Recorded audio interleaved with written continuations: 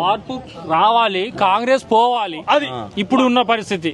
అప్పుడు కాంగ్రెస్ రావాలన్నారు, ఒక 7 నెలలనే మార్పు వచ్చేసింది. మాకు వద్దు, ఇక మార్పు కావాలి, కాంగ్రెస్ పోవాలి, ఇవద్దు ఈ ప్రభుత్వం. 8 నెలలు అట్లా నీ అంతలాగా పర్వాయింది. ఇప్పుడు మాకు ఇంత ప్రొటెస్ట్ అవసరం ఏమన్నా? 3 సీఏలు 2 ఎస్ఐలు వచ్చారు ఇక్కడికి, ఇంతమంది పోలీసు వాళ్ళు ఏమవసరం? మేమన్నా ఉగ్రవాదులు కాదు కదా. మా ఉద్యోగాల కోసం 6,000 పోస్టులు నింపిండు, 9,210 పోస్టులకు 3,000 బ్యాక్లాగ్ అన్ని పడిపోతున్నాయి. కాబట్టి డౌన్ మెరిట్ అనేది నెక్స్ట్ తీస్తే మాకు ఉద్యోగాలు వస్తాయి. డౌన్ మెరిట్ ఎందుకు తీస్తలేడు? డౌన్ మెరిట్ ఎందుకు తీస్తలేడు అంటే, గతంలో జీవో నెంబర్ 81 అని ఒకటి ఉన్నది. 81 అనేది వచ్చినప్పుడు సరే జీవో వచ్చింది అంటున్నాడు. ఏ పద్ధతి ప్రకారము ఈయన టీఎస్ని టీజీగా మార్చిండు. జీవో అప్పుడు అడ్డు రాలేదా? అరే మా బతుకులు మార్చురా అంటే తెలంగాణ పేర్లు మారుస్తున్నారు. మా బతుకులు మార్చడం చెప్తే తెలంగాణ చీనాలో ఉన్నట్టు మార్పులు చేంజ్ చేస్తున్నాడు ఈయన. మా బతుకులు మార్చడం అని చెప్తే తెలంగాణ జాతీయ గీతంలో ఉన్నటువంటి పాటలు మొత్తం పక్కనున్న కీరవాణిని పెట్టి బ్యాండ్ చేయండు. మార్చుండు. ఫస్ట్ మా బతుకులకు నిరుద్యోగికి ఉద్యోగం కావాలి, ఉపాధి కావాలి, అప్పుడు రాష్ట్రం డెవలప్ అవుతుంది, యాజ్ వెల్ యాజ్ ఇండియా కూడా డెవలప్ అవుతుంది. అవన్నీ మారుస్తే మీ బతుకులు మారా? ఏది మారుస్తే ఈ టీజీ గానీ మాకు ఉపాధి కావాలి, మాకు ఉపాధి కావాలి. పేర్లు అయ్యా రేవంత్ రెడ్డి గారు, మీరు మార్చాల్సింది తెలంగాణ పేర్లు కాదు, తెలంగాణలో ఉన్నటువంటి నిరుద్యోగుల యొక్క బతుకులు మార్చడం కోసం నీకు ఓట్లు వేసినాం, ఇంటిని పోయించినాం. మా ఊళ్ళో నేను కాంగ్రెస్ కార్యకర్తను. ఫస్ట్ నిజం చెప్పాలంటే కాంగ్రెస్ కార్యకర్తనే రోడ్డు మీదకి వేసినావు నువ్వు. తెలంగాణ ఈ సీఎం రేవంత్ రెడ్డి ఒకప్పుడు టీడీపీ కావచ్చు, బై బర్త్ నేను కాంగ్రెసే, సత్యాంతరం నేను కాంగ్రెస్ ఉంటాను నేను, ఇది కూడా చెప్తున్నాను నేను.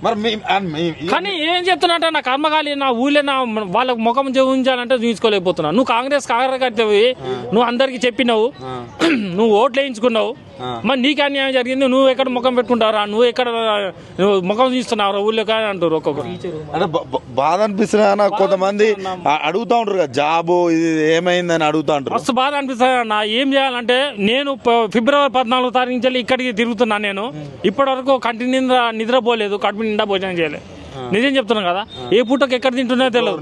ఫిబ్రవరి 14వ తారీఖు నుంచి అధికారంలో వచ్చిన 2 నెలలు మేము బల్మూరి వెంకటని కలిసినాం, తర్వాత రియాసాన్ని కలిసినాం, ఆ తర్వాత తీర్మాన్ మల్లాన్ని కలిసినాం.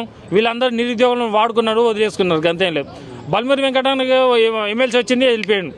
రియాసార్కు ఒక గ్రంథాలయం చైర్మన్ అంటాడు, ఆయన వెళ్ళిపోయాడు. ఆయన తీర్మాన్ మల్లన్న అటు ఇటు చేసిండు, ఎమ్మెల్సీ చేసుకున్నాడు, పోయాడు. అందరు మమ్మల్ని వాడుకున్నారు, తప్పేం లేదు. చివరికి ఈ రేవంత్ రెడ్డి కూడా మమ్మల్ని వాడుకున్నాడు, వదిలేసుకున్నాడు. మరి ఇప్పుడు మీ నిరుద్యోగుల కోసం జాబులు తేవడానికే కదా సీఎం రేవంత్ రెడ్డి అమెరికా పోతున్నాడు. 3 నుంచి 11 వరకు మీలాంటి నిరుద్యోగులకి కంపెనీలు వస్తే మంచి మంచి జాబులు వస్తాయి కదా. ఏ లేదన్నా, ఆయన అమెరికా పోతాడు, పోయిన తర్వాత 3వ తారీఖు పోతాడు, 11వ తారీఖు వస్తాడు, 10వ తారీఖు జెండా లేపుతాడు, సైల్యూట్ కొడతాడు, ప్రజాపాలనకి జై అంటాడు, కాంగ్రెస్ పార్టీకి జై అంటాడు, 6 మంది చూస్తుంటాడు, అంతేం లేదు. ఏం లేదు, అంతా ఉట్టి డబ్బా. ఇది అమెరికా కూడా అంతా ఉట్టిదేనే. ఇప్పుడు ఢిల్లీకి పోతుండు, మా నిరుద్యోగుల తరపున ఆయన పోతుండా? మా నిరుద్యోగులకు ఉద్యోగాలు పట్టుకురాని ఢిల్లీ పోతున్నావా నువ్వు? అరే మా ఉద్యోగాల కోసం మేము మీ ఇంటి చుట్టూ వస్తే కుక్కను కొట్టిన మమ్మల్ని దుర్గమ్మ టెంపుల్లో మీరే ఉన్నారు, మీడియా సాక్షిగా మమ్మల్ని కుక్కలను కొట్టినట్టు కొట్టారు.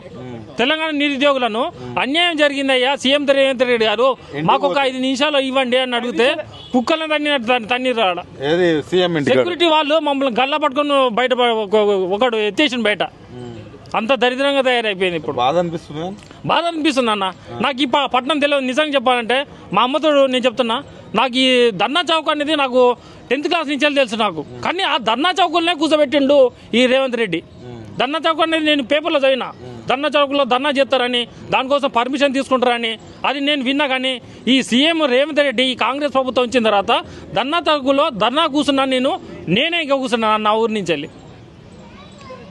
ఈయన పార్టీ మారుతారు కావచ్చు, రేపు పొద్దున బీజేపీలో చేరుతారు కావచ్చు, రేపు పొద్దున బీఆర్లో చేరుతారు కావచ్చు. నేను పార్టీ మారాను. నేను ఇక్కడ కూడా చెప్తున్నా ఏంటంటే, నేను నిరుద్యోగిని ప్లస్ నేను కాంగ్రెస్ కార్యకర్తను కూడా.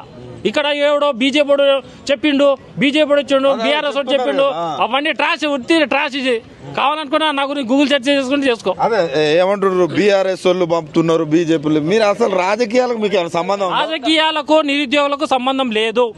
ఈ గురుకులాలు అభ్యర్థులు అంతే జెన్యూన్ గా వీళ్ళు. మేము ఎటువంటి రాజకీయ నాయకులతో వెళ్ళలేదు.